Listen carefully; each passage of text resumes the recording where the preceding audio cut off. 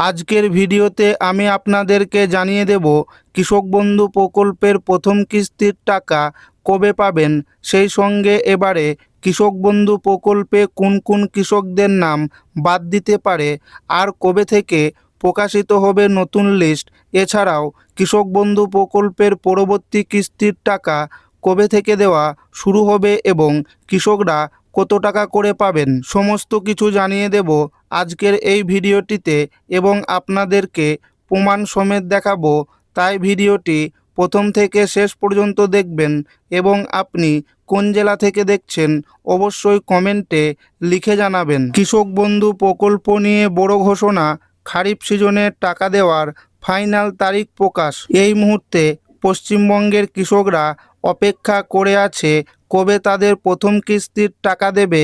এবার সবার অপেক্ষার অবসান হতে চলেছে।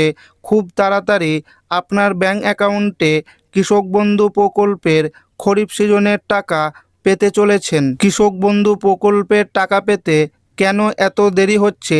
কৃষক বন্ধু প্রকল্পের টাকা ঢুকতে দেরি হচ্ছে কারণ সরকার এখন অন্নপূর্ণা ভাণ্ডারের টাকা দিচ্ছে।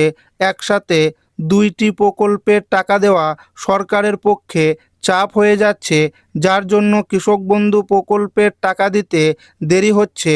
কৃষক বন্ধু প্রকল্পের ভেরিফিকেশন ফর্ম জমা নেওয়া অনেক দিন আগেই কমপ্লিট হয়ে গেছে। এখন কিন্তু অফিসিয়ালি জিনিসগুলোকে চেক করা হচ্ছে আর এই অফিসিয়াল ভেরিফিকেশন যাচাই কমপ্লিট হয়ে গেছে। এবার কৃষক বন্ধু প্রকল্পের টাকা দেওয়ার নামের লিস্ট বেরোবে। এখানে কোন কোন কৃষকরা টাকা পাবে এবং কোন কোন কৃষকরা টাকা পাবে না সেই সমস্ত ডিটেলস দেওয়া থাকবে।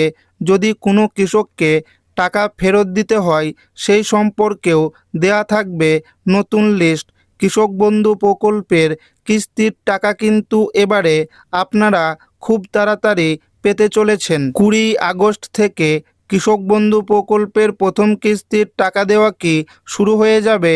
অন্নপূর্ণা ভাণ্ডারে টাকা দেওয়া কিন্তু হয়ে গেছে। এবার কিন্তু কৃষক বন্ধু প্রকল্পের টাকা দেওয়া শুরু হয়ে যাবে। খুব বেশি সম্ভাবনা রয়েছে আগস্ট মাসের 21 থেকে 22 তারিখ দেওয়ার। এবার কৃষক বন্ধু প্রকল্পে কত টাকা করে পাবে কৃষকেরা? এবার পশ্চিমবঙ্গের কৃষকেরা কৃষক বন্ধু প্রকল্পের মাধ্যমে মোট 10,000 টাকা পাবে এবং সেই সাথে পিএম কিষাণ প্রকল্পে 9,000 টাকা পাবে।